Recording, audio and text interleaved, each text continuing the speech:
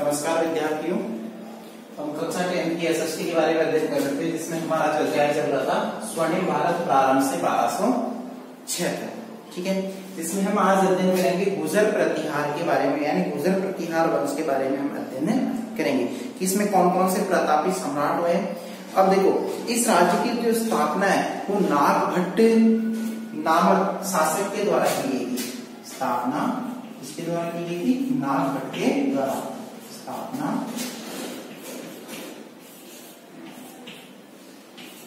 नागभट्ट नामक शासक या नागभट्ट के द्वारा इसकी स्थापना की गई थी, जो कि इसका एक प्रतापी सामंत था। ये इस वंश का क्या था? सामंत। नागभट्ट नामक सामंत। ठीक है, अब देखो इसने 725 ईस्वी में, कब? 725 ईस्वी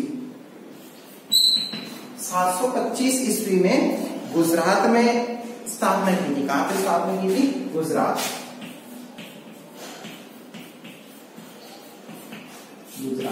कहां पे स्थापना की गई थी इसके द्वारा? गुजरात में। अतः इसका जो नाम है गुर्जर प्रतिहार पड़ा। नागभट्ट का जो नाम है वो क्या पड़ा? गुर्जर प्रतिहार पड़ा। नागभट्ट प्रथम बड़ा वीर था। ठीक है, जो इस वंश का जो नाम है वो क्या नाम पड़ा था? गुर्जर प्रतिहार। गुर्जर प्रतिहार वंश। ठीक है, और नागभट्ट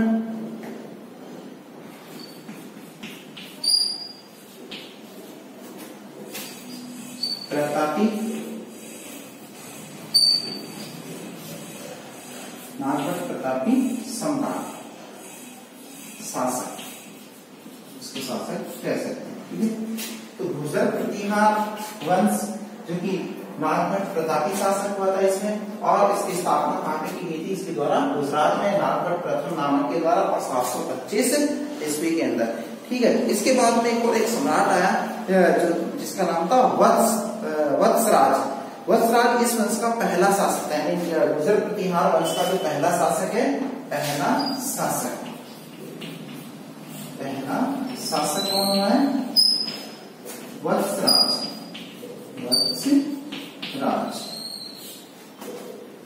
पहला शासक वत्सराज।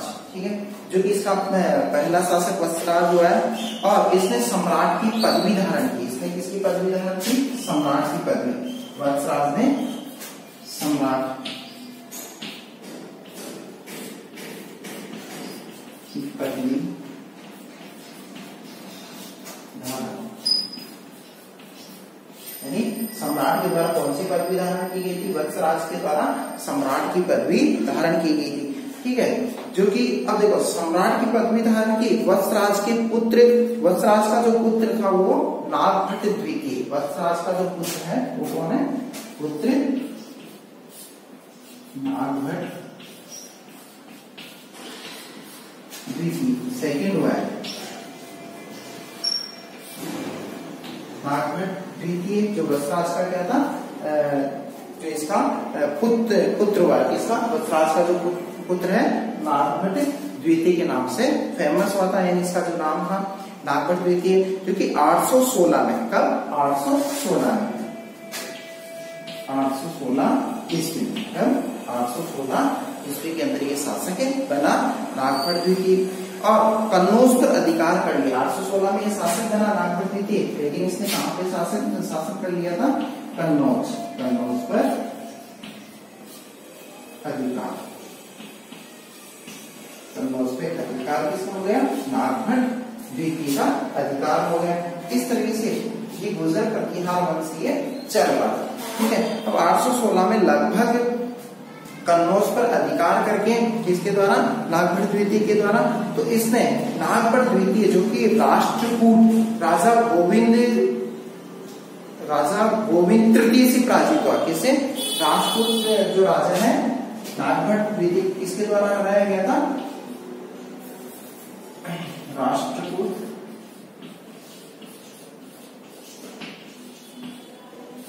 वंश के राजा गोविंद द्वारा पराजित। इसके द्वारा पराजित होता राष्ट्रकूट वंश के राजा गोविंद द्वारा ये पराजित हो गया था। कौन? नागभट्ट द्वितीय। ठीक है, गोविंद द्वारा ये पराजित हो गया। और सबसे प्रतापी राजा भोज प्रथम। अब इसमें गुर्जर प्रतिहार वंश के अंदर जो अगला जो शासक आता है वो है जो सबसे प्रतापी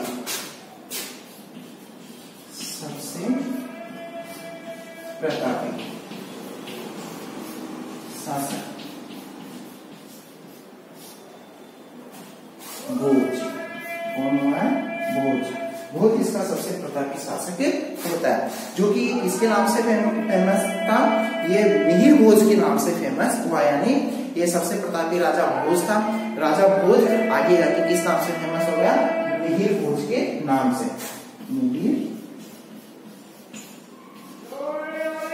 भोज, और इसको किस नाम से जाना जाने लगा? मिहिर भोज के नाम से जाना जाने लगा। इस तरीके से जो मिहिर भोज के नाम से भोज सबसे प्रतापी सम्राट हुआ था नागभट्ट का। ठीक है, और जब ये मिहिर भोज नाम से जाना जाता था तो नागभट्ट द्वितीय का पौत्र था। ये किसका पौत्र था?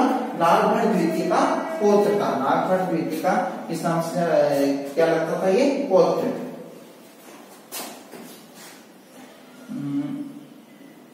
मिहिर भोज, मिहिर भोज नागभट्ट सेकंड का पौत्र था। इसका पौत्र था ये नागभट्ट द्वितीय का ये पौत्र के नाम से जाना जाता है, पौत्र था इसका। ठीक है, अब इसके आगे के इसके बारे में बात करते हैं। करता हूं। अब कुछ समय पश्चात ही जो कि एक अरब आक्रांता आता है। कौन? एक व्यापारी आता है, अरब व्यापारी आता है। और जो अरब व्यापारी था, अरब व्यापारी सुलेमान, क्या नाम था उसका? सुलेमान। अरब व्यापारी सुलेमान आता है, जो कि ये अरब व्यापारी जो सुलेमान था, अरब व्यापारी सुलेमान, जो कि इसके द्वारा क्या किया गया था? सुलेमान इसी के समय भारत आया था। किसके समय भारत आया था? ये नागभट्ट द्वितीय के समय भारत के अंदर ये आता है। नागभट्ट द्वितीय का जो नागभट्ट द्वितीय का जो पौत्र था, कौन? नागभट्ट द्वितीय का पौत्र के एक मिनट, मिहिर भोज। मिहिर भोज के समय कौन व्यापारी आता? मिहिर भोज, जो कि नागभट्ट द्वितीय का पौत्र था। और इसी के समय कौन व्यापारी आता? अरब का जो व्यापारी है वो सुलेमान भारत के अंदर प्रवेश करता है। और उस समय जब ये प्रवेश करता है तो इसमें भारत आया था। और अगला जो सम्राट है वो महेंद्रपाल। अगला सम्राट कौन बनता है इसमें? गुर्जर प्रतिहार के अंदर महेंद्रपाल।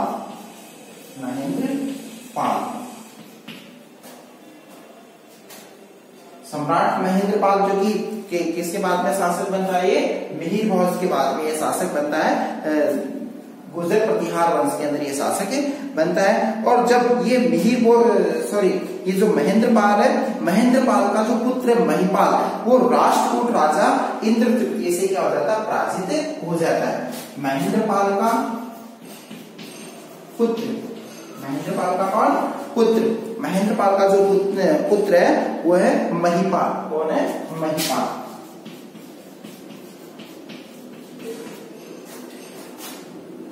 महिपाल ये जो पराजित होता है वो किससे पराजित होता है? राष्ट्रकूट का जो राजा था, राष्ट्रकूट का जो राजा था, क्या नाम था उसका? इंद्र। राष्ट्रकूट राजा, राष्ट्रकूट राजा से राष्ट्रकूट राजा इंद्र, इंद्र द्वारा पराजित। इसके द्वारा पराजित होता है महेंद्रपाल का जो पुत्र महिपाल, राष्ट्रकूट राजा इंद्र द्वारा ये पराजित हो जाता है। उस समय पराजित। और इसी के समय क्या है कि जो राष्ट्रकूट राजा इंद्र और ये जो पराजित हो जाता है उस समय बाद में इसने वापस बदला ले लिया था। लेकिन इसी के समय जो अरब आक्रांता है महमूद गजनवी का आक्रमण भी होता है। महमूद गजनवी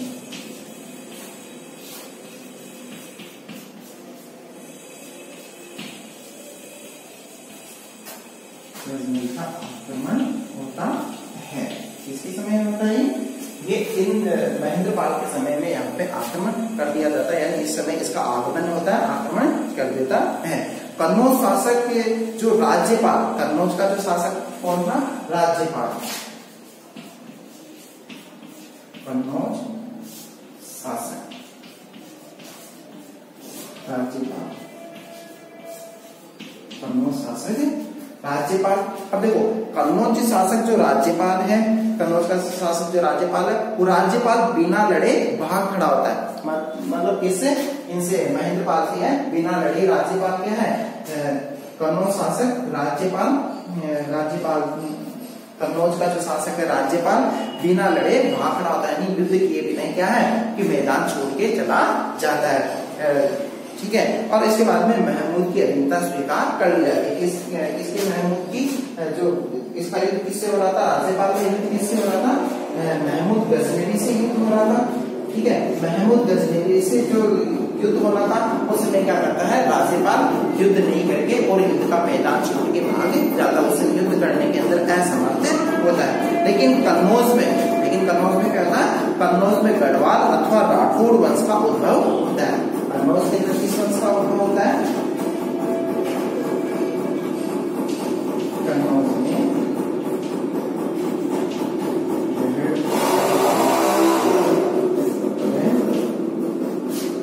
राठौड़ वंश।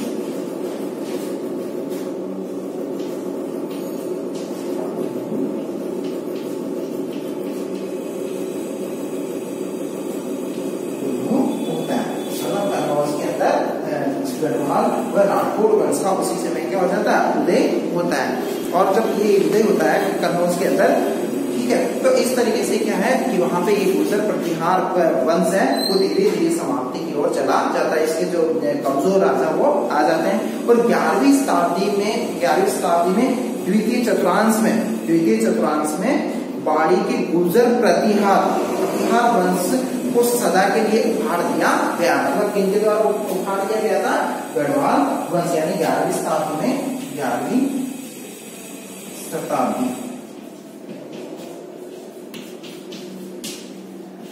गुर्जर प्रतिहार वंश समाप्त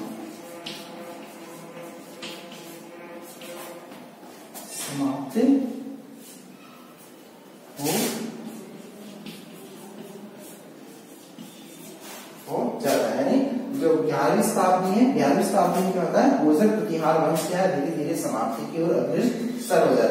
तो इस तरीके से ये संपूर्ण गुर्जर प्रतिहार वंश है जिसके बारे में हमने अध्ययन किया। अब जो नेक्स्ट वंश है, इसके आगे जो वंश आएगा उसका नाम है चोल वंश। वो किस नाम से जाना जाता है? चोल वंश के नाम से जाना जाता है। गुर्जर प्रतिहार के बाद में जो वंश है कौन सा है? चोल वंश। चोल वंश के बारे में हम अध्ययन करेंगे। कौन कौन से इसमें प्रकार के सम्राट हैं, किस तरीके से इन्होंने अपना शासन कार्य किया है। ठीक है। चोल वंश,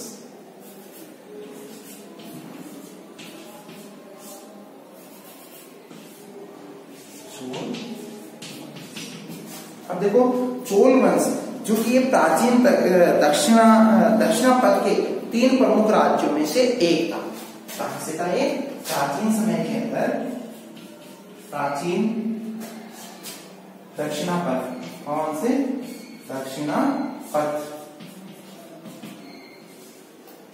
के 3 राज्यों में से एक था। कौन सा था? चोल वंश। यानी चोल साम्राज्य है वो क्या था कि जो प्राचीन जो प्रमुख राज्य हैं उन राज्यों में से क्या था? तो प्राचीन दक्षिणापथ के जो 3 प्रमुख राज्य थे उनमें से एक राज्य कौन सा था? चोल वंश से संबंधित था। और यहाँ अन्य 2 राज्य भी थे। यहाँ जो अन्य 2 राज्य हैं, अन्य 2 राज्य यहाँ पे स्थित थे। अन्य 2 राज्य हैं जिसमें पांडे और चेर। कौन कौन थे? अन्य दो राज्य हैं जिसमें पांडे व दूसरा है चेर। यानी जो 2 अन्य राज्य थे वो कौन से? एक तो हो गया चोल हो गया और दूसरा कौन सा हो गया? पांडे। तीसरा कौन सा हो गया? चेर। इस तरीके से चोल चोल के अलावा जो दो राज्य थे वो पांडे और चेर थे, जिनका अस्तित्व किधर था, प्राचीन दक्षिणापथ के अंदर इनका अस्तित्व था। 3 राज्य थे, एक हो गया पांडे, दूसरा हो गया चेर और तीसरा हो गया चोल। इस तरह से 3 राज्य उस समय वहां पे स्थित थे। अब चोल राज्य के जो निवासी है वो तमिल भाषी थे, यानी ये दक्षिणापथ की हम बात कर रहे हैं, तो इनकी जो भाषा थी वो कौन सी थी, तमिल भाषी, यानी चोल राज्य की निवासी।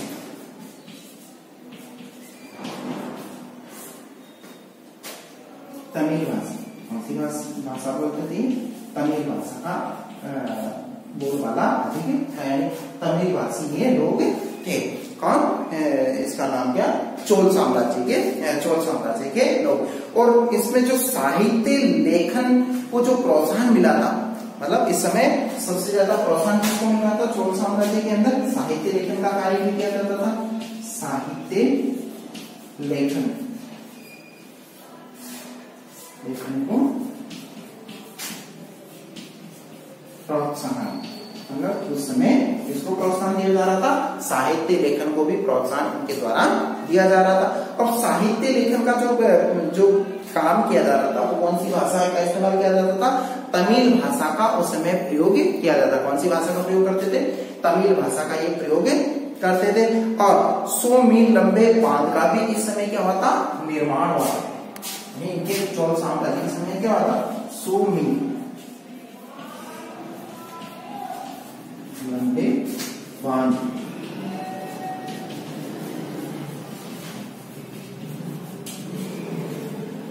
का निर्माण किया।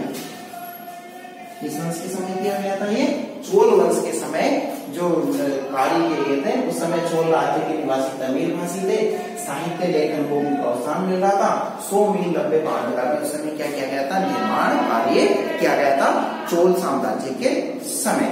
ठीक है, अब देखो जो चोल साम्राज्य है जिसमें राजा विजयपाल के पुत्र, उस समय कौन, राजा विजयपाल के पुत्र और उत्तराधिकारी, यानी राजा विजयपाल हुआ था इस समय, विजयपाल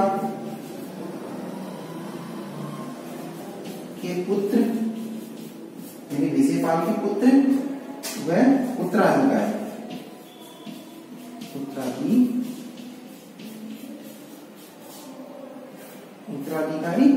कौन, आदित्य।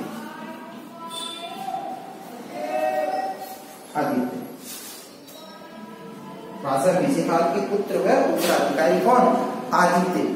उन्होंने पल्लव नरेश अपराजित को हराया था, यानी पल्लव जो नरेश था, और पल्लव नरेश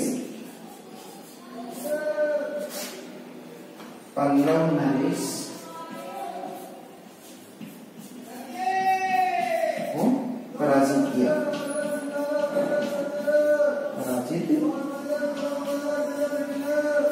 मतलब इनके द्वारा पल्लव नरेश को क्या किया गया था, पराजित किया गया था। किनके द्वारा पराजित किया गया था, ये विजयपाल का जो पुत्र है कौन, आदित्य के द्वारा किसको पराजित किया था, जो पल्लव नरेश है वो अपराजित, उस अपराजित को क्या किया गया था, हराया गया था। ठीक है, और उस समय पल्लवों की शक्ति को पूरी तरह से क्या कर दिया गया था, चोलों के द्वारा कुचल दिया गया था। चोलों के द्वारा पल्लवों की शक्ति को क्षीण कर दिया।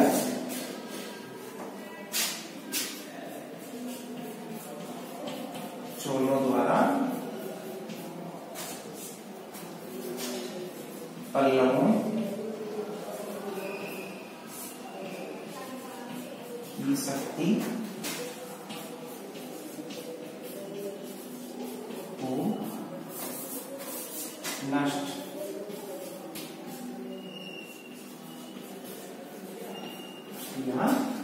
किया गया। चोलों द्वारा पल्लवों की जो शक्ति है उसको क्या कर दिया गया, समाप्त कर दिया गया, तहस नहस कर दिया गया। लेकिन पांड्यों की जो राजधानी है वो क्या होती थी, क्या नाम था, मधुरा पर भी अधिकार कर लिया। मतलब पांड्यों की जो राजधानी थी, पांड्य जो वंश है उस पांड्यों की जो राजधानी है, पांड्यों की राजधानी पे किसका अधिकार हो गया, चोलों का आधिपत्य हो गया। पांड्यों की राजधानी मदुरा।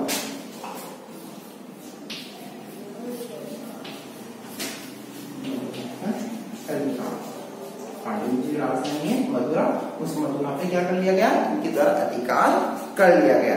पांडवों की राजधानी है मदुरा, मदुरा पे भी इनका अधिकार हो गया। अब चोल राजराज प्रथम, चोल शासक कौन, राजराज प्रथम, जो कि 905 से इसने सॉरी 985 से 1013 तक शासन किया था।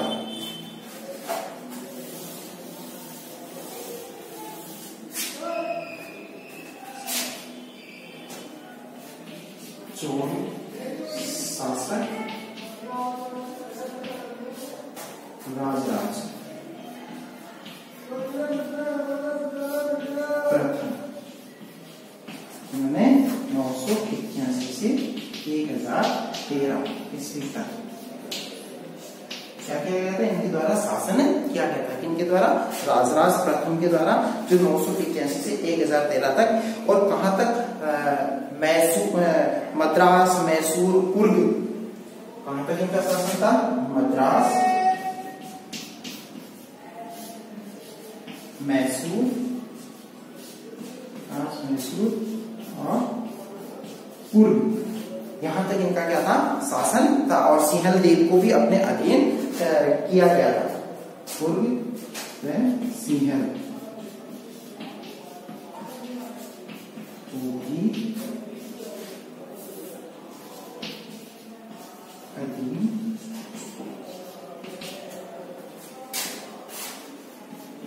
कर लिया। क्या किया गया था, चोल शासक राजराज प्रथम, जो कि 985 से 1013 ईस्वी तक मद्रास, मैसूर, कुर्ग व सिंहल को भी अधीन कर लिया। मतलब इस पे इनका हो गया, इनका अधिकार हो गया। और दक्षिण भारत का एक छत्र सम्राट बन गया, यानी कौन, राजराज प्रथम। राजराज प्रथम दक्षिण भारत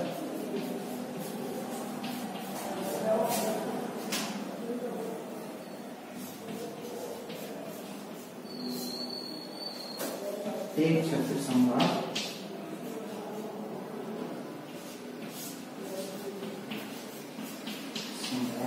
बन गया।